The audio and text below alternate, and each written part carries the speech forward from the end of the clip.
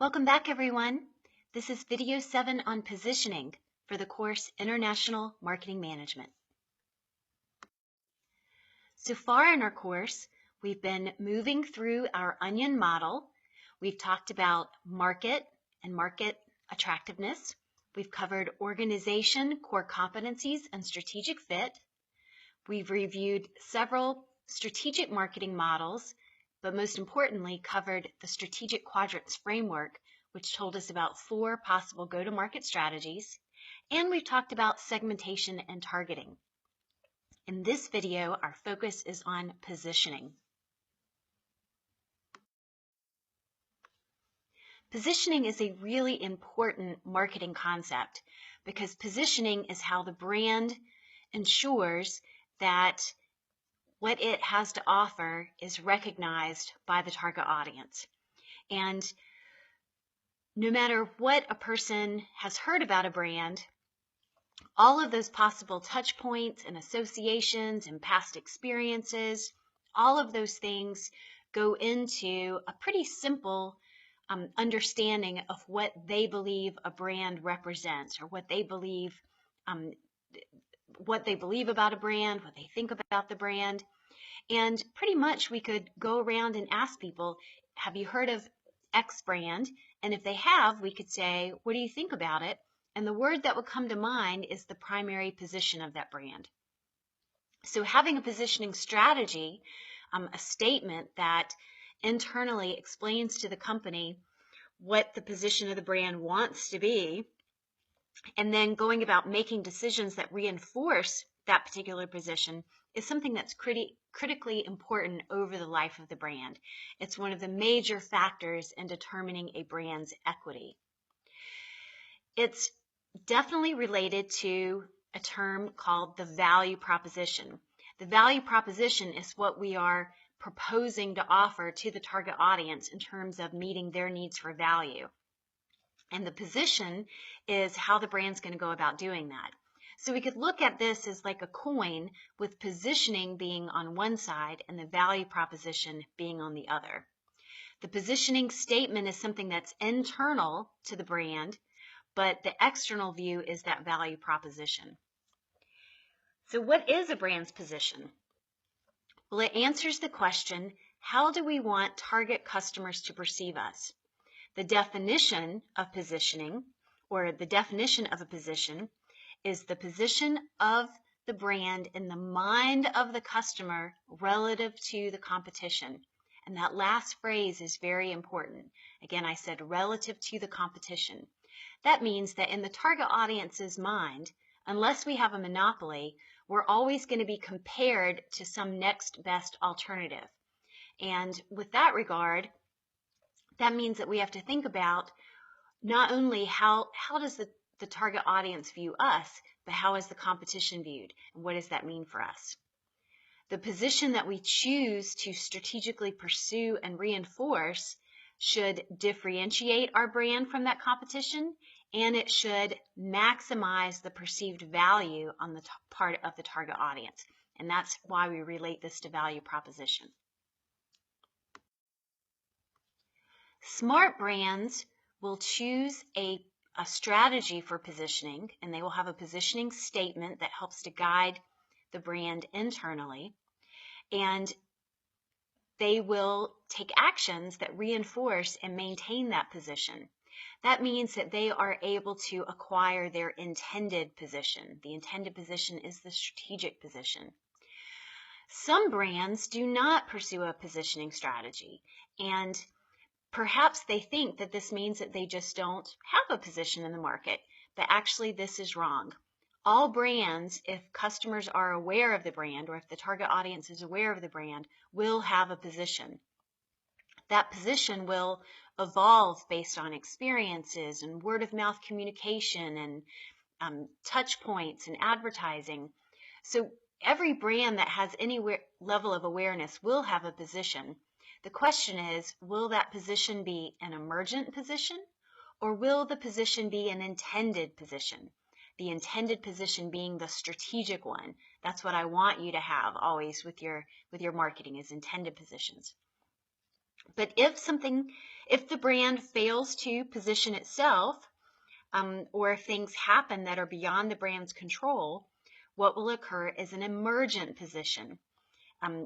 And typically, when this happens, that emergent position is not favorable for the brand. An example is McDonald's.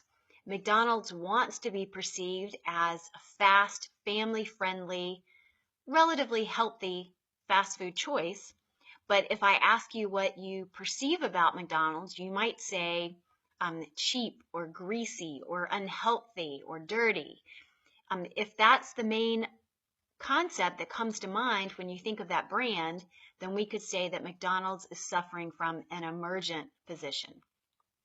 And again, typically this happens when brands fail to make decisions that can reinforce a strategic position, but it can also happen when brands experience some sort of PR crisis.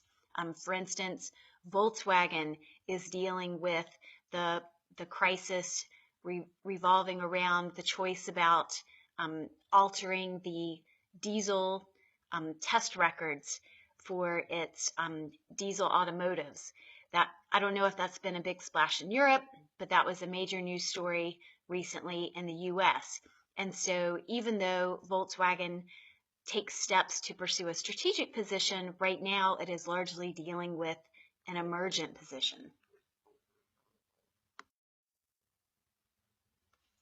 In addition to watching today's video, remember that you also have 2 readings about positioning that I've posted both on the Ishik campus and in our Facebook group. I've also provided a reading about value propositions.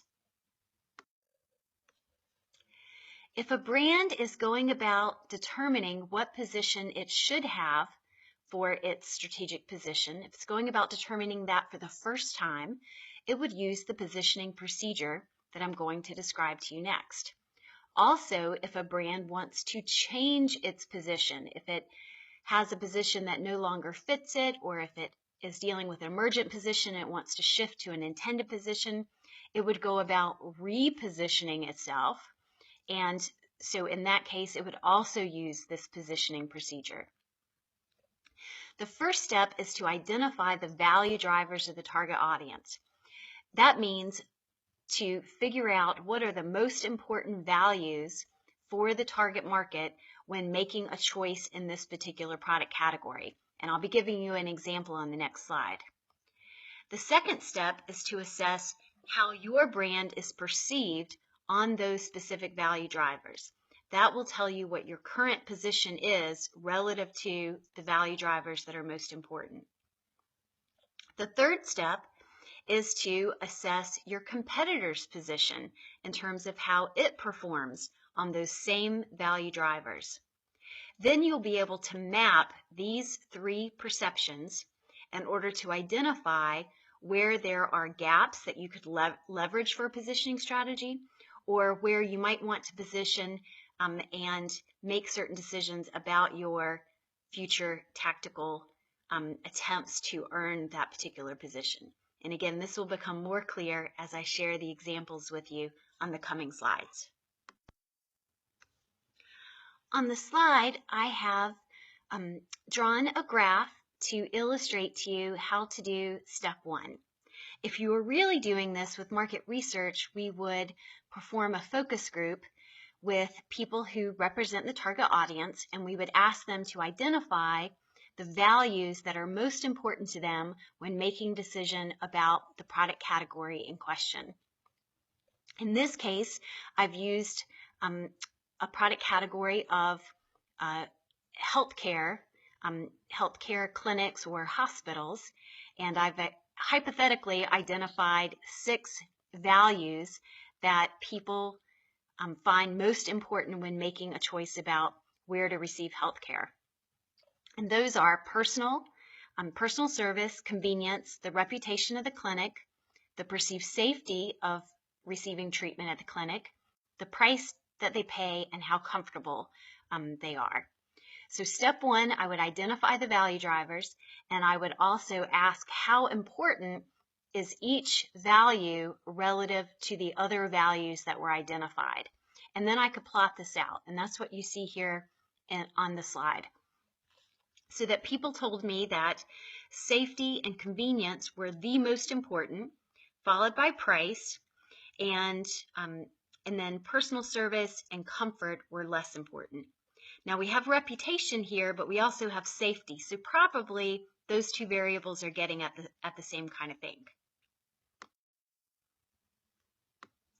Next, I'm going to find out how my brand is perceived on each of those value drivers. And I'm also going to find out how my number one competitor is perceived on each of those values.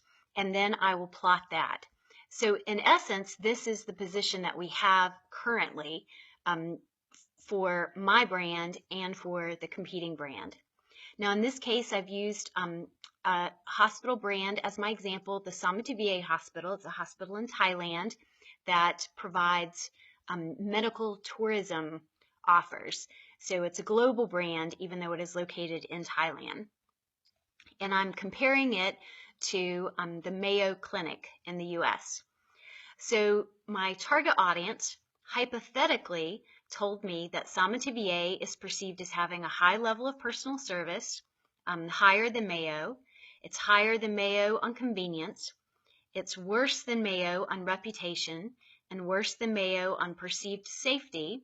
It's better than Mayo on price because it's cheaper, and it's worse than Mayo on comfort. And so once I've mapped these perceptions of the two brands, then I could look and see, where could I position this brand?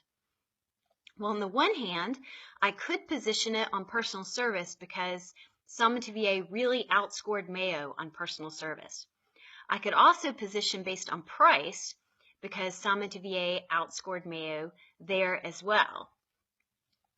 But I need to look back and see what was most important in terms of those value drivers. So let's do that next.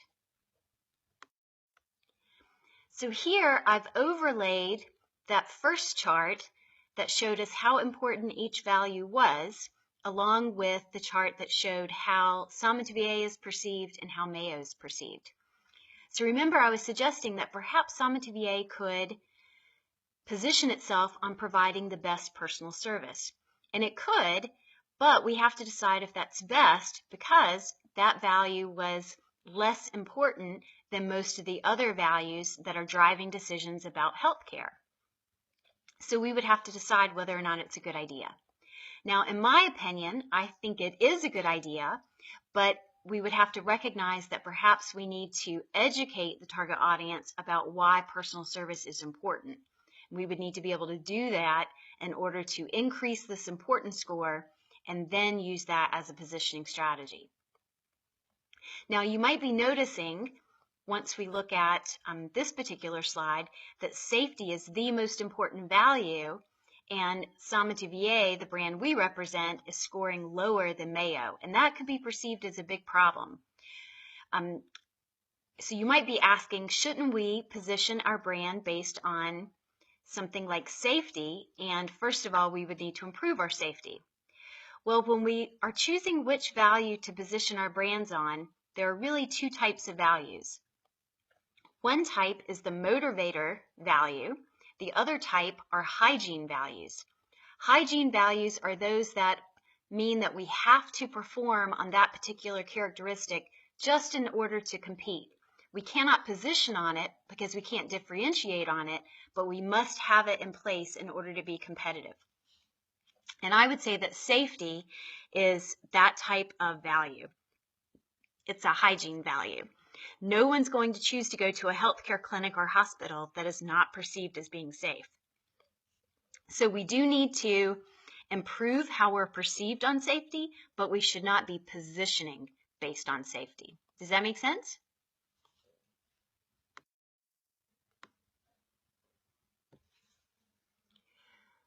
Once you've identified what value you want to use in order to position your brand, you want to make that be your grand position. Sometimes we call this a flag. Just as our countries have a flag, we would make the grand position be the brand's flag. Think of it like a flag or stake in the ground. it is a preemptive claim. And when I say it's a preemptive claim, it means that by making this position your position, you are preempting the competition from trying to position themselves in the exact same way. So it's good for creating a competitive advantage. Remember, when you are choosing your flag, to choose it based on one of the motivating value drivers, not the hygiene drivers. The hygiene drivers we must have, but we cannot make those be the source of differentiation. And in our healthcare example, safety was something that we must have, but we can't differentiate on safety.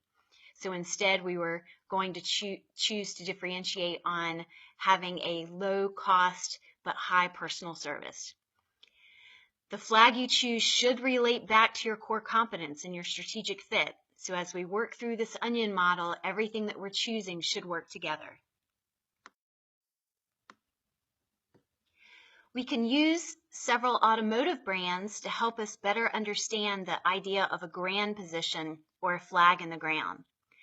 Each of the brands that you see represented on the slide are luxury brands. They are all expensive, they're all luxurious, they all would target a target audience that has a high income and would care about having a high quality automobile. And we might think, oh, well, they provide status or they provide prestige, but they all do this because they're all luxury brands.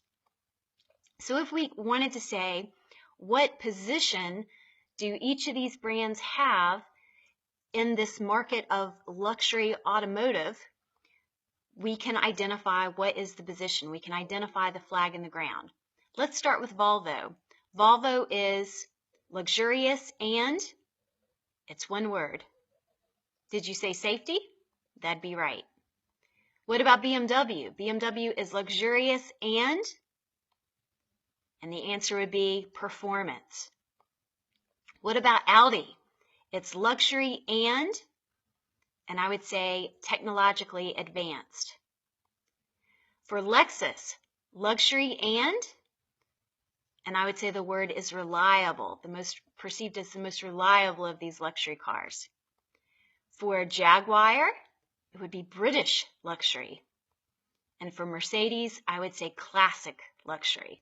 So even though all of these really compete for very similar target audiences in terms of the demographics and the price point, and they're all luxurious, they each stand for a different position within that luxury market. Once a brand has identified the strategic position that it wants to hold, all of the decisions that it makes that are forward-facing to the target audience should reinforce that decision, should really reinforce that position. And Volvo, I think, has done a great job of that. And it had a campaign last year called Life Paint, where it actually created a type of paint that cyclists could spray on themselves to help them be more visible and therefore be safer when they are sharing the road with people in automobiles. And so you can watch this YouTube video to see a case study from the advertising agency that created the concept and learn more about Volvo's Life Paint. Now you might be saying, why would Volvo create a paint for cyclists? Well, it is something that that got a lot of press. It earned a lot of earned media and social media. It was recognized as an award-winning concept at Cannes, and it completely backed up the idea of safety. Here are some more examples of identifying the flag in the ground. Here we're doing it with quick service, also known as fast food restaurants. Remember, they are all quick, so that is a hygiene value. But what is the motivating value? Well, McDonald's seeks to be quick and you could say ubiquitous or family friendly. Subway is quick and the answer is healthy or fresh. And Burger King is quick and customized. That's why they say have it your way. Although I personally believe that Burger King is in need of a repositioning campaign. So remember these principles.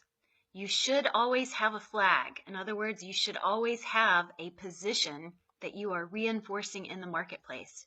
It should be something that is relevant to your target audience and important to your target audience. It should be something that is unique to your organization. Do not steal a competitor's flag, and it should match your core competence. I mentioned to you that once you've identified the positioning strategy that the organization wants to pursue, that a positioning statement will be written as an internal facing document that helps the organization consistently make external facing decisions that will support and reinforce that position. So here I've provided you with a statement template that you could use to write this positioning statement. So wherever I have the underlined, italicized words, that's where you would insert your brand's information. So it goes for the target segment, the brand name is, and then give the frame of reference, which delivers, and then you give the benefit or the point of difference, because only the brand name is, and then you give the reason why the target audience should believe that. And I've written an example for you using that hospital example that I showed you earlier. And I wrote, for discerning patients of elective medical procedures, Samanta VA Hospital is the medical provider which delivers quality medical care in a convenient and luxurious environment because only Samanta VA puts the patient first in every aspect that matters. So that's just an example again of what the statement might look like. And again, that's a statement for internal. Oftentimes you can see the essence of the position externally in a brand slogan. For instance, 7-Up's The Uncola. That shows the external facing value proposition in the form of a slogan, but it should mimic the information that would be in the internal statement for the positioning strategy. So in this video, you've learned about the meaning of positioning, and you learned the positioning procedure, the steps to actually conduct the research that you would need to in order to identify what motivating value the brand should base its position on. And you've learned how to write a positioning statement. You also learned how to identify the position of brands in competitive markets. Remember that you have some readings to do as well on the notion of positioning.